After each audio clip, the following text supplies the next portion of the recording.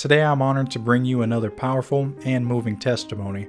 Our guest today is Anthony McCollum. Anthony opens up about his early life and the challenges that led him down a troubled path. That path ultimately resulted in a prison sentence after being involved in a series of robberies. While incarcerated, Anthony turned to the religion of Islam, searching for meaning and direction. But it wasn't until after his release that everything changed, when one prayer was answered in a way that led him into a life-changing relationship with Jesus Christ. His story is a powerful reminder that no one is beyond the reach of grace. If you're inspired by Anthony's testimony today, be sure to hit the subscribe button. And without further ado, let's get into Anthony's story. Ninth grade year at Howard High, my head got busted with a baseball bat. It was fractured on the right side here. They placed a metal plate into my head. And this is my first recollection of being able to realize divine guidance, God has everything planned out, because divine intervention, he sees the beginning, he knows the ending. And when this plate was placed into my head, I had no idea at the age of 14 that 2 years later I would be shot on the same side. And I sit here to this day with a metal plate with a bullet that sits right here on top of it. I had no idea that one thing that I felt like was the worst thing that could have ever happened to me would be the only reason that I'm sitting here today. All right, everyone, welcome back to another testimony. Today I got Brother Anthony on today.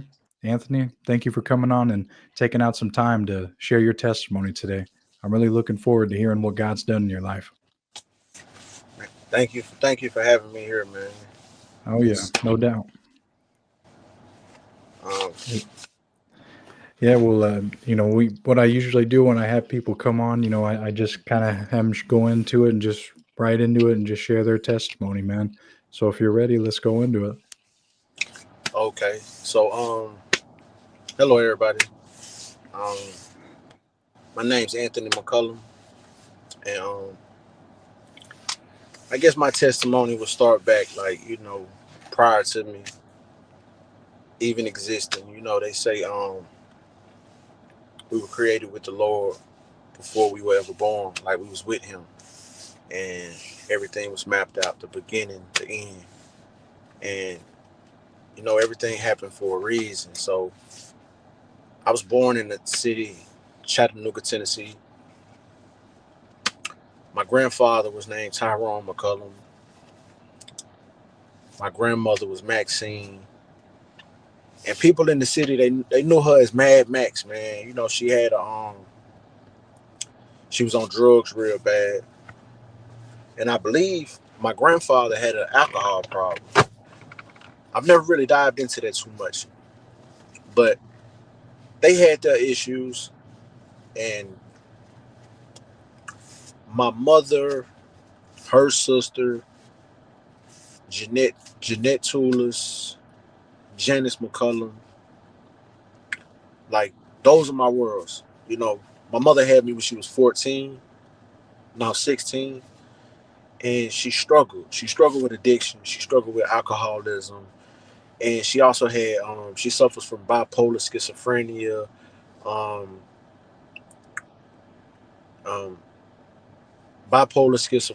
manic depression, psychosis, and she had all these issues that I recently learned about after I actually went through rehab myself. But she ended up getting addicted to crack cocaine when I was a kid. When I was 3, we stayed in the projects, and she ended up killing a man. She ended up killing somebody in West Side Projects. She stabbed him in his neck. She cracked a beer bottle on the side of the curb, and she killed him. And she never came home. And they said when I was found by other people in the projects roaming around. They said I was roaming around looking for my mom, and I couldn't find her. And somebody reached out to my aunt and told my aunt, "Hey man, your nephew is out here. His mama ain't nowhere to be found." Nobody knew she was in jail. But my aunt stepped in. She came and got me. She took care of me. She took care of me until my grandfather could get there. At this point, my aunt was still in high school trying to graduate. But she was missing school to take care of me. So her father, Tyrone McCollum, who He wanted her to graduate more than anything, and he told her, he said, "Man, I would rather you graduate instead of giving up school. How about I come and get him?" So he came and picked me up from Chattanooga, Tennessee, took me to Atlanta, Georgia, Riverdale, and that's where I went to elementary. Those are my early years. Those are the years that actually instilled manners, respect, proper etiquette. Yes sir, no sir, yes ma'am. He taught me all of those things. He got me into the church at a very young age. So Christ was always in my background. It was always in me. I was never taught how to actualize it, but I knew about God. I participated in church fair. I mean church pageants. I sung with the choir when I was little. So my grandfather played in a band called the Curtis Mayfield Band, and he could sing real good, and he always used to encourage everybody to sing and do music, and I guess that's where I got my love of music at. So I stayed with him all the way up until right before the fifth grade. And at this point, my aunt used to come down and visit me, man. And she used to visit me, and like this was the most amazing person that I had ever seen in my life. Like, she would come down there. She got the dope boy sweatsuits on. She got K-Swiss Nikes. She was gold jewelry everywhere, gold teeth, little flashy car. This was my role model. And she asked me one day, she was like, "Would you like to spend the summer with me?" And I was like, "Yeah." So I went back to Chattanooga with her for the summer. And while I was there, my grandfather died in his sleep. So I never went back to Atlanta. I ended up living with her and her two children. And at this point, this is when she was selling drugs. When she was real big into the drug game in Chattanooga. She was scrapped. She spoiled me like I had everything that I could ever wish for, and I got introduced to a different. Eh, it wasn't as safe as I would say what my grandfather had me at. My grandfather raised me. I stayed on the street. I could only ride my bike up and down from corner to corner. I had a swimming pool in my yard. Like, I was pretty much sheltered with him.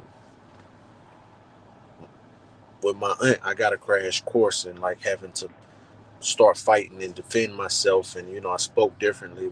I spoke with a Georgia accent, and I didn't sound like the people from Tennessee. So I had a lot of fights, and but my aunt never neglected me.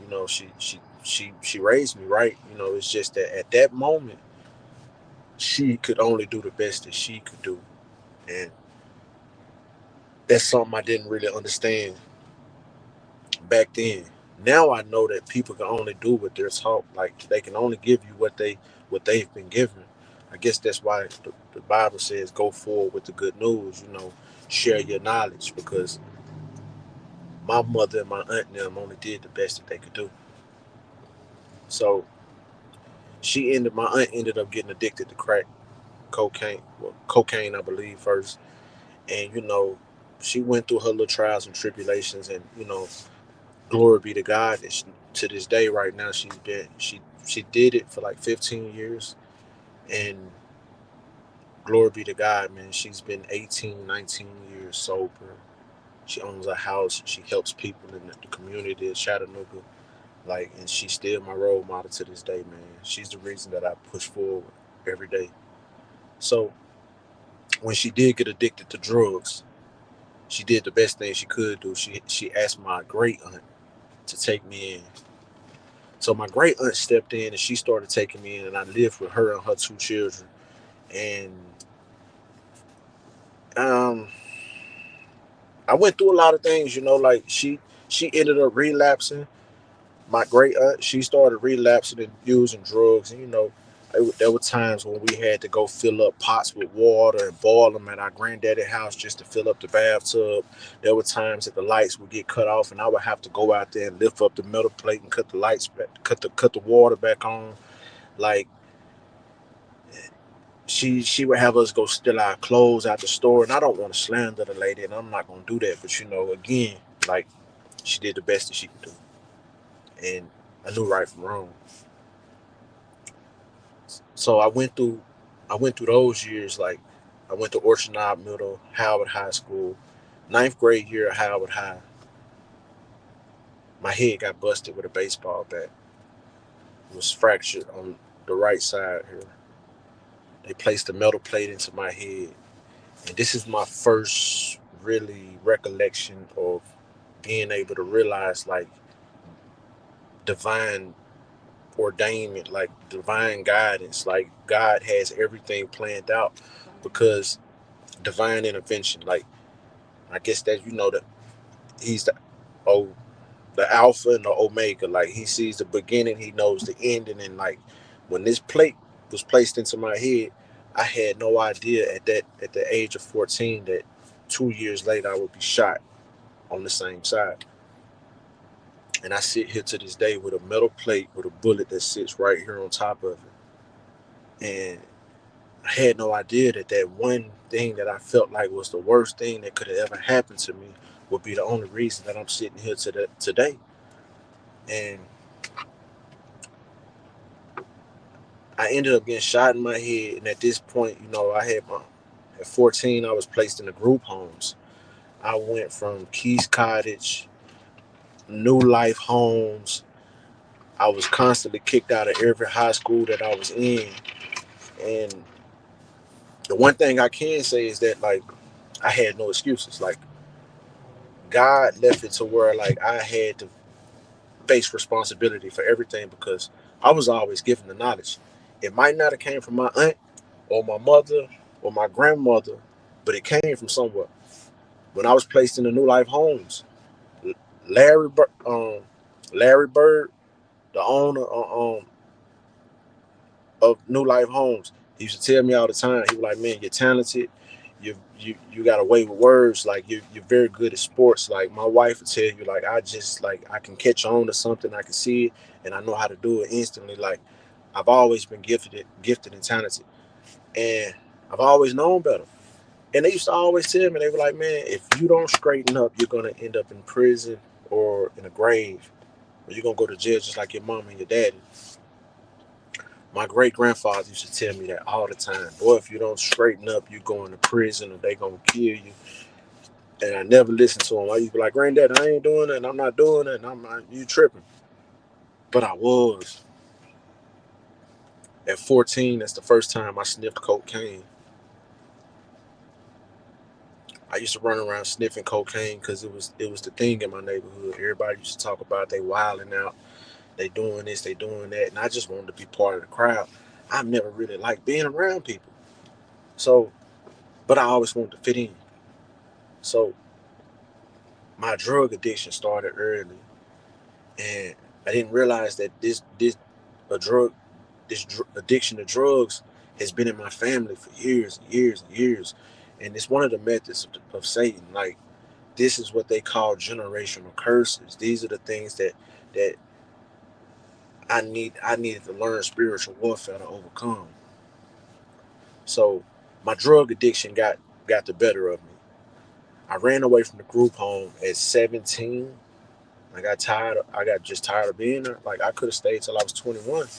They was gonna put me in my own apartment, everything, and I ran away. I ran away at 17. Right when I turned 18, I ended up in a relationship with somebody I should have never even spoke to be honest. But I did. And she was on drugs, I was on drugs, and I started robbing stores in Chattanooga, Tennessee to support my habit. I robbed five five or six stores, one a day. I literally did it from like December 1st, December 2nd, December 3rd, December 4th. I believe on December 9th I was in jail. Like I was incarcerated. And when I went to court, like I had been before the court so much from a juvenile all the way up to then that the prosecutor wanted he was trying his best to send me to prison. But my ignorance of the law I didn't realize that me robbing a store in Tennessee and getting on the highway and coming back to Georgia because I'm living in Georgia was actually interstate commerce. So I didn't know that these regular little charges, what should have been 8 years or so, would end up being 247 months in the federal penitentiary. Because not only was I bringing money across state lines, I was also robbing things with a gun that was stolen in Chicago, Illinois. So I was all the way wrapped up. Like I didn't even realize. Like bang, dang, dang, and that saved me because had I not went to prison and received all that time, man, I don't even think I would be alive to this day. I don't think I would have learned the things that I learned. Like I bumped my head so much, even in prison. Like I went to prison. They sentenced me. It didn't really sink in until I went to my first prison in Beckley, West Virginia, and I was on the mountain. I woke up one day and it was just snow everywhere. I just broke down crying, man, because I had never seen snow in my life for real. Not like that. Like I just seen so much, and I was like, oh man, I'm not going home. So, man, I sat down and cried, man, and the sad thing about prison is that it's conditioning. It forces you to adjust to things that might not even be in your nature. So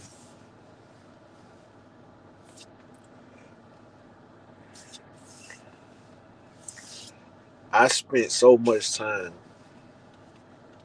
surrounded by things that like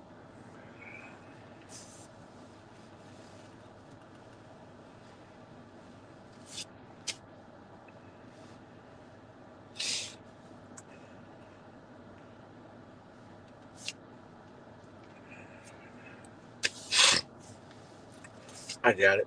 I got it. I spent so much time around nonsense and ignorance and like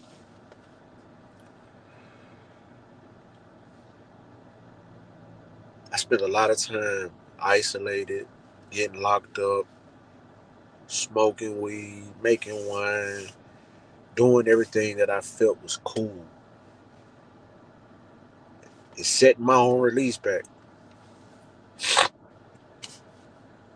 Because the sad thing about the system is they give inmates everything they need to succeed. They offer it. But they also allow you to have access to everything that you need to fail. And once it was an old dude from Mississippi named Mr. Curtis who had a life sentence. And he sat me down to talk to me one day because I was gambling. I was playing poker without money that I with money I didn't have. You know, I was being real stupid. And he took me and he sat down and talked to me and he was like, man, look, bro, you need to tighten up. And he showed me his release date. On my paperwork, my release date said November 19, 2021. On his paperwork, it say release date deceased. And that kind of hurt. You know what I'm saying? Like, how you gonna give a human being a piece of paper that says that you're dying in here? Like, you're not going home. You're gonna die right here. So I spent so many years in there, and like the calendars would just run and run and run and run. And like I spent so much time still bumping my head. But the one thing that saved me was that my lawyer, her name is Leslie Corey from Chattanooga. She's a Catholic, and she felt bad because she couldn't help me when I first got sentenced. She felt I was being railroaded because there was no way that I should be able to go from being considered dependent neglect as a juvenile, meaning that they felt my family and my upbringing was so unfit that they had to take me from my family. Like, it's paperwork documented that the state of Tennessee had to take me away from my family because they felt that everything was so out of whack that I was being raised wrong. Then you allow me to turn 18 and you sentence me to 247 months in the federal penitentiary. So she felt bad because she used to be a prosecutor, but she said she realized how crooked they were, how they were doing more damage to families and people, and she switched. She became a defense attorney. She started fighting for people. So she couldn't really help me avoid the 20 years. So what she did was she stood beside me the entire 20 years. Every year this lady would write me for my birthday. She would send me cards, she would send me money. And the one thing that she told me from the very beginning, she said, if you ever want a book, I'm sending it. So I developed an appetite for reading. I read everything from fantasy to science fiction to nonfiction to literature, and I dived into every book that I could find. And towards the end, I would say maybe my last 6, 7 years of my incarceration, I had read so much, and I was like, you know what? I'm reading these books, but they really ain't teaching me nothing. So I dived into religion. And my first taste of that was when I would get transferred, they would send you to this place called in Oklahoma, the transfer center. And the first thing you always see when you go in there, you see is a bookshelf. I would always go to the bookshelf to see what I could find. And the first thing I would always grab was a Bible. And the only thing that, so I would grab a Bible every time. That'd be the first book I get. I would read the Bible. And then I started noticing like the different Bibles. So I called my aunt one day and I'm like, hey, I just read this Bible right here, man. And they said, man, a child that's born from an unwed parents would never sit down fertile soil, will always blow like a leaf in the wind. And, it kind of bothered me, like, because I didn't understand it. So I asked my aunt, I said, hey, auntie, my mom and them weren't married when they had me, man. Does that mean that I'm going to always be messed up? Like, and she was like, nah, baby, forget that. They got so many different translations. You just got to take what you take from it. And you got to let it, if it leads you to God, you accept it. But I allowed Satan to trick me. It turned me away from Christ. I found the Rastafarian Bible. Didn't really agree with that because in the very beginning they make sure they change the color of everybody. Like this is the true color. Like, I ain't never really get caught up in that. I feel like everybody was created by God. Like it don't matter what color he decided this person to be. That person's purple, that person's purple. You know what I'm saying? Like, who am I to say that this person wasn't created by God? So that turned me. That turned me. And I ended up meeting this guy who was what is it called? More Science, More Science Temple. They they they they follow the noble Drew Ali. Okay, so I met him. He started talking to me, and he gave me a pamphlet, which they call the More Science Temple Quran. So I read it. It was so thin, like, and it sounded good to me. Like, I'm like, oh man, this is cool. And I dived into that. Then I wanted more. But when I got to the last page, it was like, this is not, More Science isn't a religion. It is an organization that's meant to lead you back to your original religion of Islam. So that hit me. I'm like, oh, I need to dive more into this. Because in their principles, they say take care of your family, be a good man, honor your wife, it it's all the good stuff. So I wanted to read the Quran, and I ended up contacting my lawyer and asking her for a Quran. I said, Miss Corey, I'm thinking about becoming a Muslim, and she was like, ah. She said, "Well, Anthony, she got a very country twang accent and all that." She was like, "Well, I don't really know much about that, but I don't think you can have I don't think they believe in having a personal relationship with God." I didn't understand that at that moment. I'm thinking, maybe she's just hating on the Muslims. And instead of sending me a Quran, she sent me a study Bible.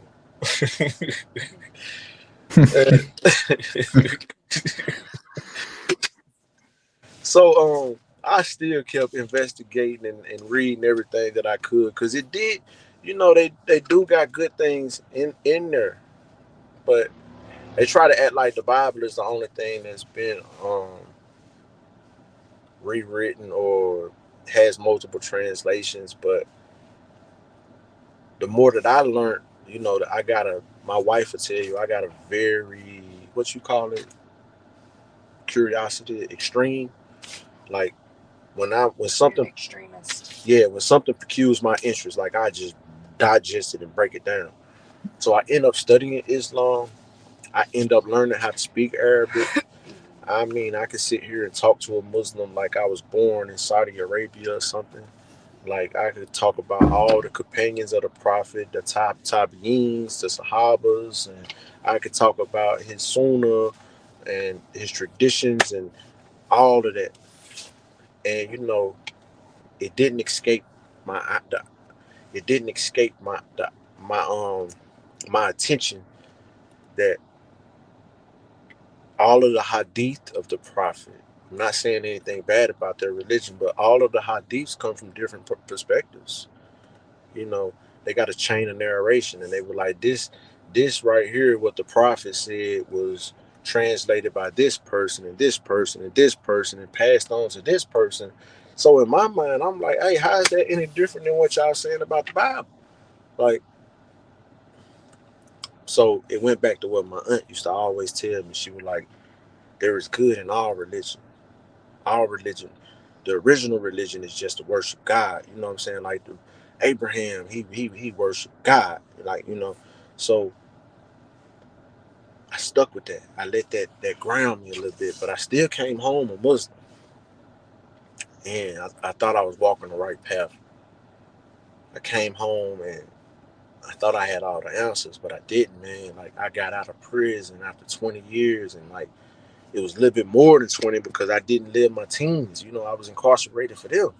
So I got out. I was clueless, man. I thought I had it all figured out, but I'm like, man, hey, I'm a Muslim. I got all the answers, man. I'm finna do it how I'm supposed to do it. And guess what? I end up bumping my head, man. I end up getting addicted to meth out of all things, man. Like first, I smoked weed. I failed the drug test, and once I failed that, I did what they call in treatment the all or nothing mentality. When you say, you know what, forget everything, man. I'm just going head first into the streets, and I'm throwing caution to the wind. So I stopped reporting to my PO. I had a great PO the first time. He spared me. He really let me go like 6, 7 months without even reporting. Didn't violate me at all. Then finally, I was living in the projects with my mama. I was getting high every day. I wasn't praying, and I started seeing things. Started hallucinating, and I used to see.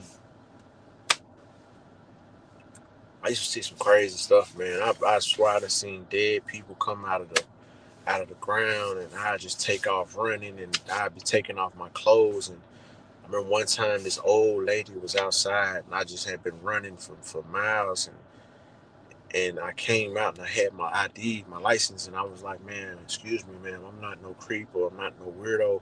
Here's my identification. Can you just please call my auntie?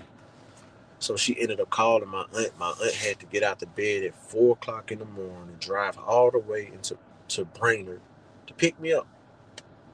She get there, I ain't got no shoes, I ain't got no jacket, I ain't got nothing. Like I just done wigged out. And I didn't realize this was all another attack of the devil. Like I was being attacked regularly. So I go right back to where I was at because my aunt wasn't finna take me home with her. She was like, man, that bipolar schizophrenia stuff, like I don't want that near me because a person can wig out and they'll think whatever they're thinking is real. So I go back to the projects with my mama at this time, and I'm ducking my PO. I'm not doing nothing that I'm supposed to do, and I'm still getting high. And one day I woke up and I called my aunt. I was like, man, I just noticed something, auntie. And she was like, what? I said, I've been up here for like 2 months almost. I ain't learned nothing from nobody. Like, I ain't learned nothing. I haven't had a beneficial conversation since I've been here. Everybody want to talk about who got some good weed, who got some good meth, or who having sex with who. Like everything was just a waste of time. I was wasting breath that I wasn't ever gonna get back. Right. So I begged her to come get me. I was like, I want to go to treatment. I want to get some help. She was like, all right, baby. She came. She picked me up. I left. Went to treatment. Stayed there for like 2, 3 weeks. Got kicked out because I kept stealing my cell phone. So I came back. Finally get violated by my probation officer. They didn't want to send me back to prison. They gave me a 3 month violation.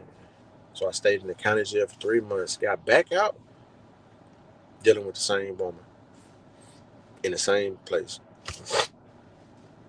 I get high again. And the hallucinations and things went to the point where like I almost killed this woman one day. And it was me, her, my mother in the house. And I could swear that I just knew people were trying to break in. I didn't want my mama to get hurt. I didn't want nobody to get out. But I want to help though. So I'm like, man, call somebody. Tell them come get me up out of here, man. I need help. So my mama called the police. The police come, but they don't do proper procedure. They don't announce themselves. They just start trying to beat on the door. So instantly, with me being high on meth, I'm thinking that they trying to break in and kill me, lynch me or something. So I was like, oh hell no. I grabbed the couch, I blocked the door. I blocked the door. I got the house barricaded because I'm like, man, these crooked cops, man, they finna lynch me, man. Black Lives Matter, man. Like my mind was gone. Like so I sat there the whole time, like with my mama on the phone with the dispatch, and the dispatch, like, man, what's going on? I'm like, man, these two cops, man, my mama called for some help, man, but these two people pull up and they just trying to beat the door down. They trying to come kill me. And she was like, those are real officers. I was like, I don't believe you, man. I don't believe you. And she was like, Mr. McCollum, what can I do to prove to you that those are real officers? I said, well, first of all, I know all the police in Chattanooga Police Department ain't crooked. And she was like, that's true. I said, well, send some more. Send about 10 on. And she was like, would that be all? I said, a fire truck. I said, I know they ain't crooked. All of them ain't crooked either. So they literally sent like 15 squad cars and a fire engine. The phone rang again, and the lady was like, Mr. McCullum, there's your fire engine. Just look out your window. And I looked out the window, and the fire engine pulled up, and they blew the horn. I was like, okay, so it's safe to come out now. They were like, she was like, yeah, will you go ahead? I was like, yes, ma'am. So I unlocked the door, I cleared it, and I laid down, made sure I laid down, put my arms behind me.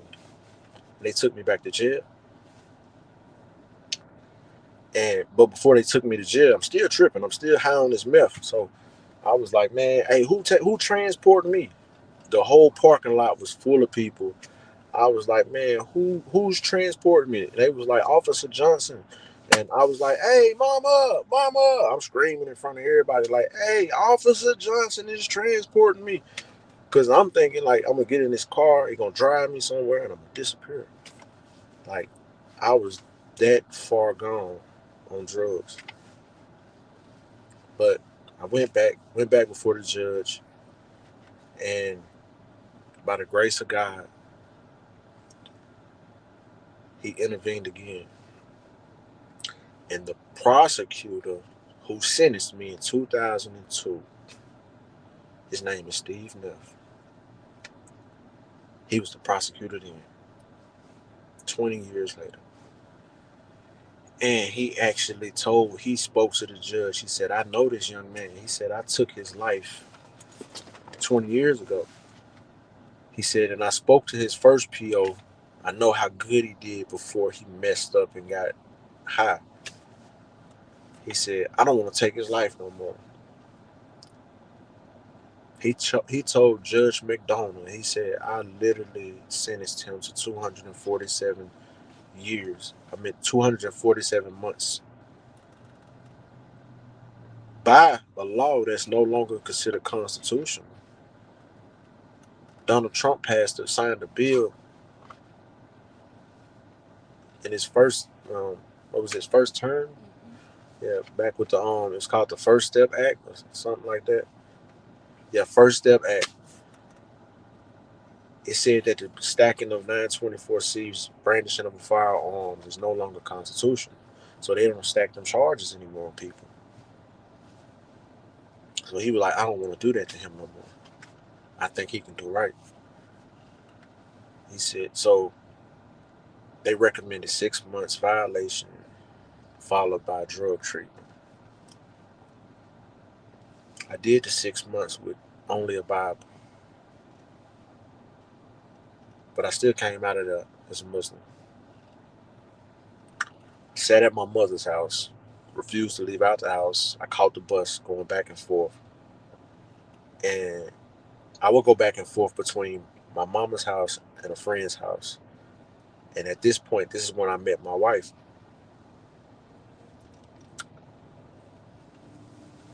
So I meet my wife after I get out on the second violation. And I'm doing good. I wasn't getting high. I had no temptations. And she did the one thing that I needed. She told me she would stand beside me as long as I went to treatment. She didn't care about anything I had done. She's been a Christian her entire life. So on February 19th, 2023, 24? 24. No, 23. Yeah, February 19th, 2023, I went to treatment. I checked indicators, and that's where I learned the issues that I was dealing with. I had no idea that I suffered from psychosis. I had no idea that I had a problem with paranoia, that I was manic depressive, that I had bipolar schizophrenia, and like, and it also taught me that these things are made worse when you add a drug to it. So I was running around this whole time, had my own mental issues that I've been growing up with my entire life, and I'm making it worse because I'm using drugs. I'm adding something to a problem that's already undiagnosed. But I dived into treatment. I took it serious. Graduated early. Walked out and got permission just for graduating. I got permission from my PO just to live with my wife. We got married May 3rd. And I went to live with her.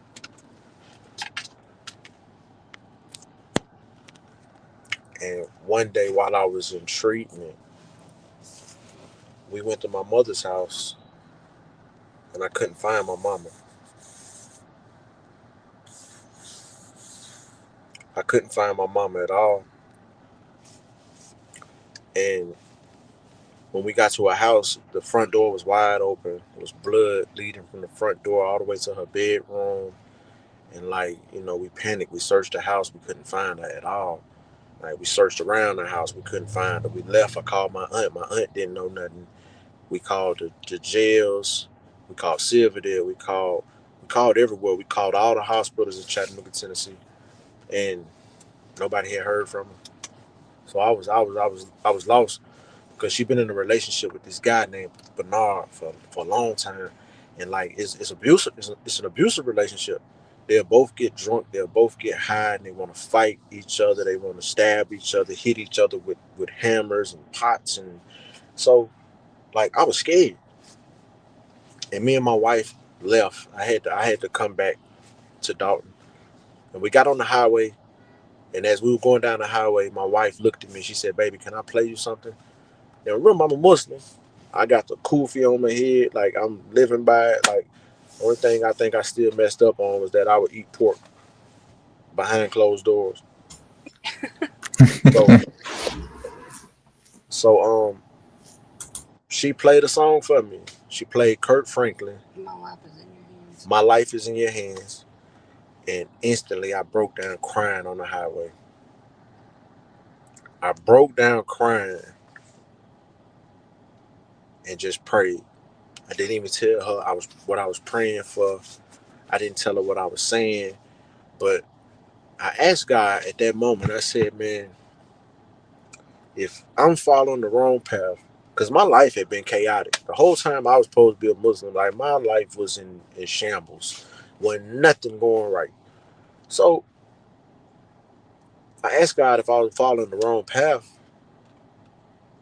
show me. Give me a sign that I'm following the wrong path and I take this kufi off my head and I follow you for the rest of my life. And when we got home, I shared this with my wife and she just held me. Like, we laid down, she just held me. I cried. I believe I fell asleep, and she got a phone call about 30 to 45 minutes later. And it was my aunt in Chattanooga, and she told her, she said, they found her. We found his mama. My mama was in the hospital, listed under Jane Doe because it was a domestic dispute. She had been stabbed a half an inch from her heart and in her liver.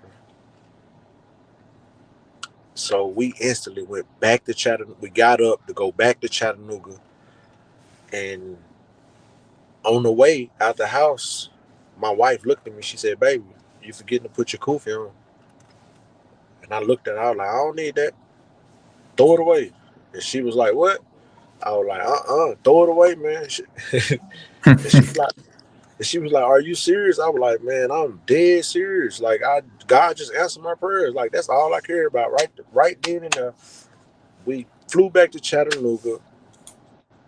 Finally, was allowed to see my mama after giving verifying our identities and things. We was allowed to see her, and she got out of the hospital. Another sign and symbol, as far as I'm concerned, on Easter. She was released on Easter. Like, that's the day he walked out the tomb. I believe. Oh, mm-hmm. So, Right. like, she walked out of there. She went to church with us down here. Like, this the first time I had stepped into a Christian church with my mama. I think probably in my entire life. You know what I'm saying? But we all went to church together, and one thing just, things just started falling, like, back to back. No matter what bad would happen, as long as I stayed focused and doing what I was supposed to do, like, it all worked out. And I still ain't never understood this right now to this day. Like, that light shining in my face right now, like, it's literally coming through a parking lot full of trees right now. It's just shining, and I know that's God. So those are the things that I look at in my life, right? So I ended up giving my testimony in our church. My pastor, her name is Pastor Susan. She's a wonderful lady. And the day we took my mama to church, Pastor Susan looked at my mama and she told my mama, she said, "Excuse me, little lady, but I don't know you, but I'm going to tell you this right now." She said, "The devil is trying to kill you. He's trying to stab you through your heart." And she had no idea what my mama had just went through because we never shared it with her. But she literally just looked at my mama and said, "The devil is trying to kill you." My mama broke down crying. That was more confirmation for me. I was like, oh no, this is real. I don't know what's going on around here, but whatever it is, I want a piece of it. Hmm. So I got to it got to the point where the church would ask me to speak every Sunday. I would get up there, I would share my story. Sometimes I would give scripture and we would discuss it and all of that. And my pastor's ordained me now. I'm I'm working with Chattanooga Initiative, Troy Rogers. I met him when I completed treatment, and he told me, he was like, when you get to a year clear, when you get to a year of sobriety, you can come back. Holler at me then. I didn't holler at him until I had reached 20 months sobriety. So I finally went and got this chip right here. 18 months. 18 months Damn. That's recovery. awesome. Yeah. And my life hasn't been better, man. Like, it's still frustrating. Like, the kids get to me sometime, but my wife, she'll have to she'll have to help me calm down and realize, like, she taught me that sometimes I just got to extend grace. Hmm. Because when I look back over my life and I realize all my mistakes and I realize all the people that told me, don't do that, don't do this, just listen, and I never did. And she made me understand, like, how can you expect somebody just to listen to you on the first try, the first go? Hmm. So I'm learning to extend grace, you know, and I'm learning to surround myself with like-minded individuals, and I'm learning to deal with my my shortcomings. You know, I'm trying to pull the stake out my eye instead of focusing on somebody else because I'm a flawed individual. I got things that I have to pray about, but life couldn't be better. I enjoy going to church every Sunday. I enjoy seeing them people when I walk in there. I enjoy waking up to my wife, my kids, my animals. You know, Yeah. Well, Anthony, man, you got quite a testimony, man, and I thank you for sharing it. Like, wow, you just got out of, I don't know, 4 or so years ago, or, I mean, it's just amazing to hear what God has done in your life since then. And it just really took, like you said, you had him appear in your life a couple times, but, over this, situation with your mom, that's what really, really got your attention, man. And of course, a lot of other things factored in, but, just really him answering that prayer just changed everything. And that's what people need to hear, these testimonies like this, because having the background that you had, prison, a whole different religion and everything, and then God just answers a prayer like that when you're broken and just really going through the motions, and he just hears it, man. And after go just living the lifestyle you're living, he just extends this grace to you, and it's just beautiful to hear that, and it just gives hope to the people that are going through situations that are out there, like living a life that you may have once lived, or just getting out. And it is a beautiful thing, man. And so I thank you for sharing your testimony, and your journey is just beginning, man, with walking with Christ. And it, it was the seeds were planted at a young age, you know what I mean? Like, you always had that instilled in you as well, like with going with your grandpa and stuff. So I thought that was cool, man. And to hear how you came back is just a full circle. So I'm I think that's cool how God works, how he got your attention after all these years, and you definitely picked up, and now you're rolling with it, and now you're the one encouraging others, just like how your grandpa was with you when, you were young at that age. yeah, Yeah. it is amazing how you work. Anthony has been blessed with the new opportunity to begin again. He's now living for Christ and embracing his role as a devoted family man. It's truly inspiring to see him giving back mentoring youth and encouraging them to make better choices. If his story moved you, leave a comment and share your thoughts. Don't forget to share this video. Someone you know might need to hear this testimony today. Like the video to support more life-changing testimonies like this one. Hit the notification bell and subscribe button to continue to get more testimonies like this. At the end of this video, a playlist will pop up called the Testimony Playlist, and on there you can see all the other testimonies I've got to record in the past. If you enjoyed this one, I know you'll enjoy a lot more on there. Thank you all again for tuning in today, and we'll see everyone on the next one.